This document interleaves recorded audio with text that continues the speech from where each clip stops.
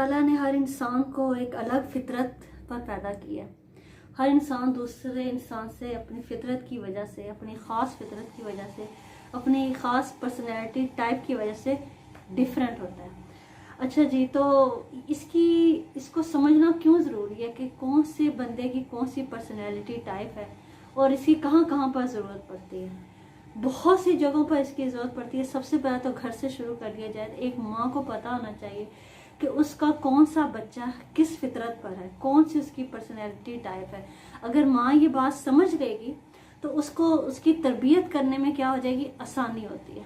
ठीक है, लेकिन अगर माँ उसकी पर्सनैलिटी टाइप को नहीं समझेगी, उसे एक अपने ही तरीके से ट्रीट करेगी जो कि वो उसके मिजाज के ख़िलाफ़ होगा, तो बहुत सारे बच्चे में जो है ना ख़राबियाँ पैदा होती हैं।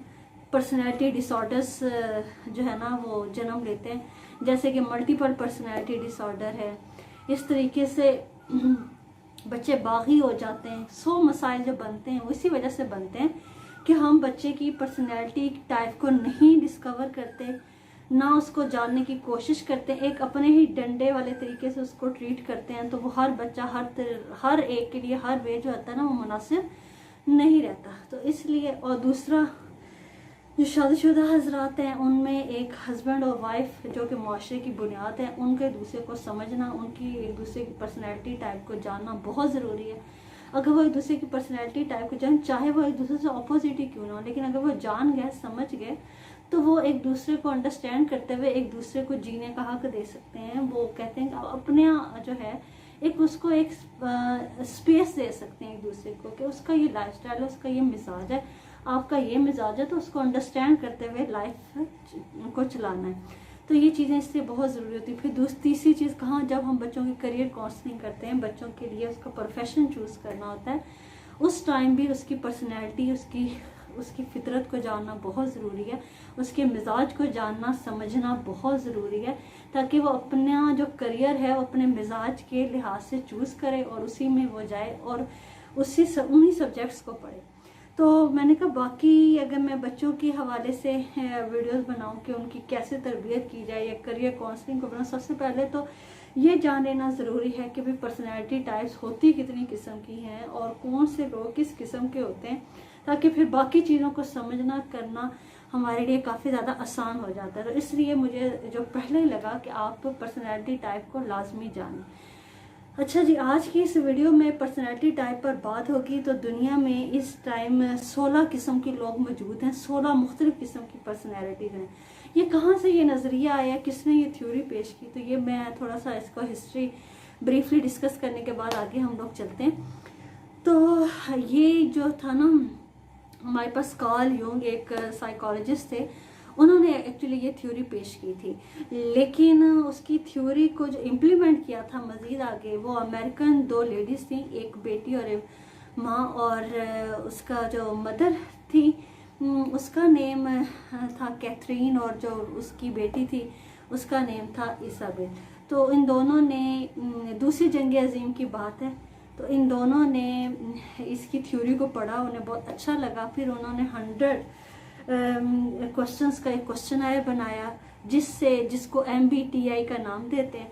तो इससे पर्सनैलिटी की जजमेंट होती थी कि कौन सी पर्सनैलिटी कहाँ पर लाई करती है, उसमें कौन सी क्वालिटीज़ होती हैं। तो इस तरीके से 16 टाइप्स जो है ना वो डिस्कवर हुए, जिसके बारे में हम आज बात करेंगे। 16 टाइप्स के बारे में तो एक्चुअली बात नहीं करूँगी मैं आज बेसिकली उन 4 डायमेंशंस पे बात करूँगी जो इन्होंने डिस्कवर किया। इन्होंने डिस्कवर नहीं की थी, यूंग ने की थी, लेकिन इन्होंने इसको इम्प्लीमेंट किया और बाकायदा दुनिया के सामने लेकर आए। उन 4 एरियाज़ पे बात करेंगे जो कि पर्सनैलिटी में होती हैं। तो उससे ही हमारी 16 किस्म की पर्सनैलिटीज़ हैं वो ड्राइव की जाती हैं। तो मैं आसान लफ्ज़ों में बताऊंगी, कोई इतनी ख़ास मुश्किल लैंग्वेज भी नहीं होगी। तो स्टार्ट करते हैं। तो सबसे पहली जो चीज़ है ना 4 डायमेंशंस फोर्स की, मैं यहाँ पर आपको साथ साथ स्क्रीन पे शो भी होता जाएगा। तो जो सबसे पहला एरिया है ना वो E और I है। E होता है एक्सट्रोवर्ट और I होता है इंट्रोवर्ट के लिए यूज़, ठीक है ना। तो 2 किस्म के, अब जिसमें भी ये E और I होगा ना, या तो उसमें ऐसी बात नहीं जिसमें E होगा उसमें I नहीं होगा, होता है दोनों क्वालिटी एक बंदे में मौजूद होती हैं, लेकिन एक होता है प्रेफर्ड एरिया और एक होता है नॉन प्रेफर्ड एरिया, ठीक है। प्रेफर्ड हमारी जो होती है ना क्वालिटीज़, वो या तो ई होंगी या आई होंगी, या हम फितरी तौर पर या तो हम इंट्रोवर्ड होंगे या हम एक्सट्रोवर्ड होंगे। यहाँ पर मैंने एंड का लफ्ज़ यूज़ नहीं किया, या का लफ्ज़ और का लफ्ज़ यूज़ किया, ठीक है ना। तो इंट्रोवर्ड कैसे लोग होते हैं, एक्सट्रोवर्ड कैसे लोग होते हैं। इंट्रोवर्ड अपनी दुनिया में रहना पसंद करते हैं। उनका जो सर्कल होता है, फ्रेंडशिप का सर्कल कह रहे हैं कुछ, वो बहुत लिमिटेड होता है, लेकिन जो होता है वो बहुत ज़्यादा जिसे कहते हैं ना कि उनके दिल के करीब होते हैं वो लोग, तो बहुत अच्छा उनके लिए होता है। जबकि जो एक्सट्रोवर्ड होते हैं ना, उनकी जो उनका सर्कल है ना वो काफ़ी ज़्यादा बड़ा होता है, फ्रेंडशिप का सर्कल उनका काफ़ी बड़ा होता है, और वो बाहर की दुनिया में ज़्यादा लोगों में रहना, मिलना, घुलना, ये सब चीज़ें ज़्यादा पसंद करते हैं। तो ये उनका मेन डिफरेंस है इंट्रोवर्ड में और एक्सट्रोवर्ड में। इंट्रोवर्ड लोग जो होते हैं ना वो ज़्यादा क्रिएटिव होते हैं, और जो एक्सट्रोवर्ड लोग होते हैं वो ज़्यादा इम्प्लीमेंटेशन की तरफ जाते हैं। मतलब जो उन्होंने देखा, जो उन्होंने कहीं से पढ़ा, उसको फ़ौरन से वो इम्प्लीमेंट करते हैं। तो देखिए, हर एक ये इंट्रोवर्ट होना और एक्सट्रोवर्ट होना कोई खूबी या खामी नहीं है, बल्कि ये हमारी ज़ात का हिस्सा होते हैं। अगर कोई इंट्रोवर्ट है तो इसकी खामी नहीं है, और कोई एक्सट्रोवर्ट है तो इसकी कोई खूबी नहीं है, बल्कि इस दोनों की अपनी अपनी जगह पर टैलेंट है, दोनों को अपनी अपनी जगह पर फ़ायदे होते हैं। जो होते हैं ना इंट्रोवर्ट वो लोग ज़्यादा क्रिएटिव होते हैं, जबकि जो एक्सट्रोवर्ट लोग होते हैं वो ज़्यादा अच्छे मैनेजर साबित होते हैं, वो ज़्यादा अच्छे से जो है ना वो सोसाइटी को चलाना जानते होते हैं। नेक्स्ट हमारे पास जो एरिया है वो हमारे पास आ जाता है सेंसिंग और न्यूट्रिशन, ठीक है ना।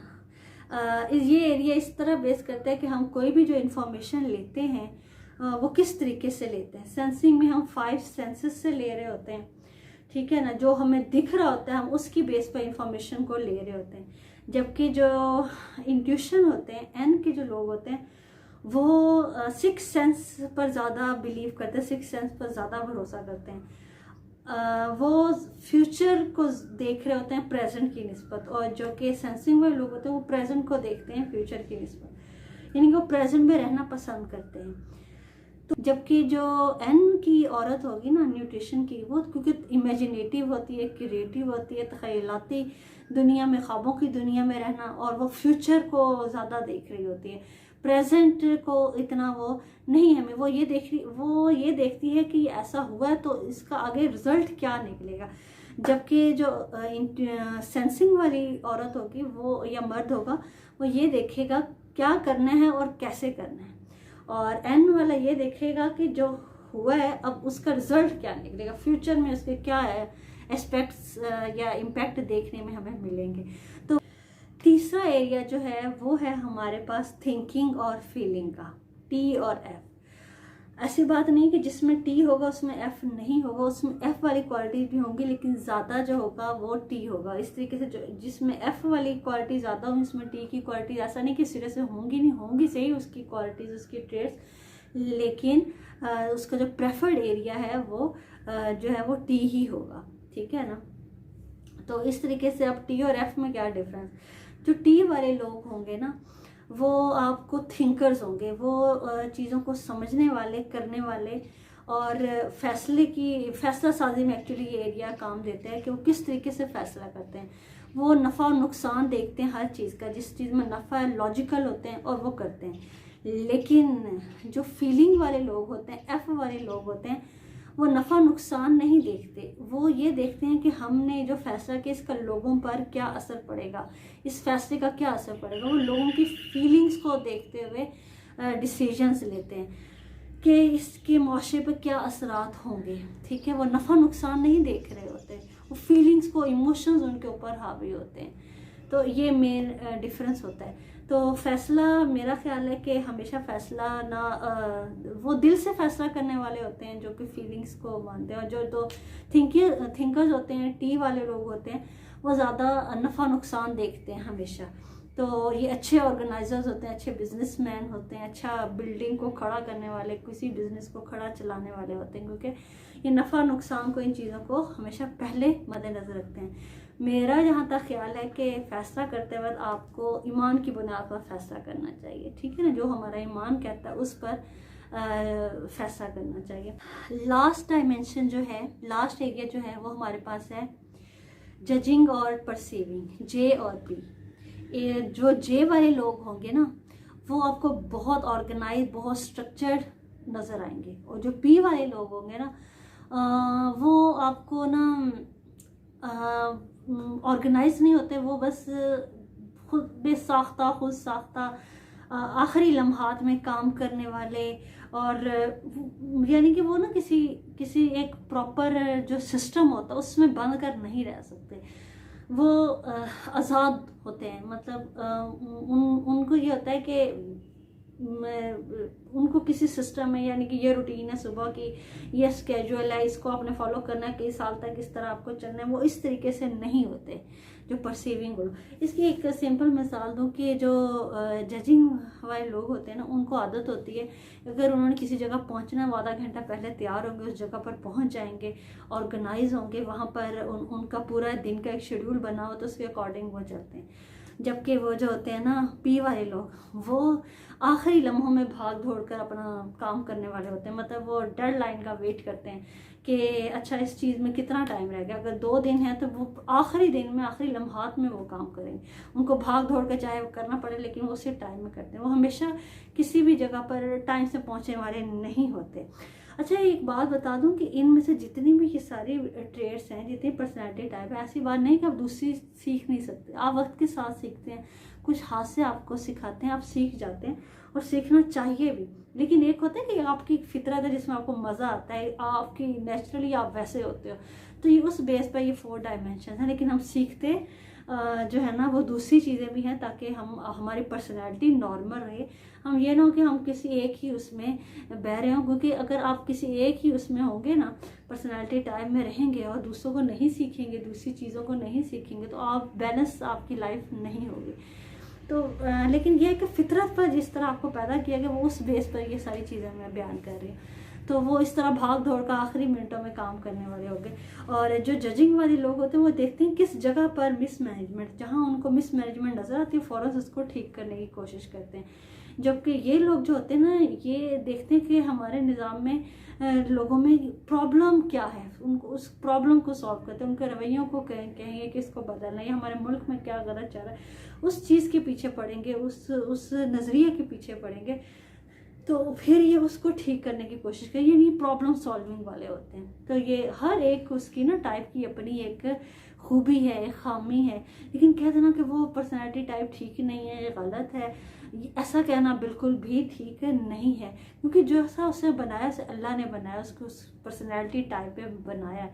अब उसके साथ कैसे रहना है, उसको कैसे आपने सीखना है, उसको पहचान करके फिर उसके साथ चलें। मामलात तय करते वक्त अगर हम पर्सनैलिटी टाइप का हमें पता चलता हो तो हम मामलात तय करते वक्त हमें बहुत सी चीज़ों में सहूलत हो जाएगी, आसानी हो जाएगी, और अगले बंदे की पर्सनैलिटी भी डैमेज नहीं होगी, और इस तरीके से खुशगवार मुआशरा जो है ना वो परवान चढ़ता है। तो इसलिए ये सब चीज़ें जानना बहुत ज़रूरी है। तो नेक्स्ट जो मेरी वीडियोस होगी करियर काउंसलिंग पर या बच्चों की तरबियत के हवाले से, तो उस पर जो बेस है ना वो टाइप ही करती है। अगर टाइप का पता हो तो हम उसकी तरबियत करना, इन सब चीज़ों में हमें बहुत ज़्यादा आसानी हो जाएगी। तो ये मेरी वीडियो थी आज की, उम्मीद है आप लोगों को पसंद आई होगी, तो इंटरेस्टिंग भी लगी होगी। फिर नेक्स्ट की अच्छे से इंटरेस्टिंग टॉपिक के साथ हम मिलेंगे इंशाल्लाह। तब तक अपना ख्याल रखिएगा। अल्लाह।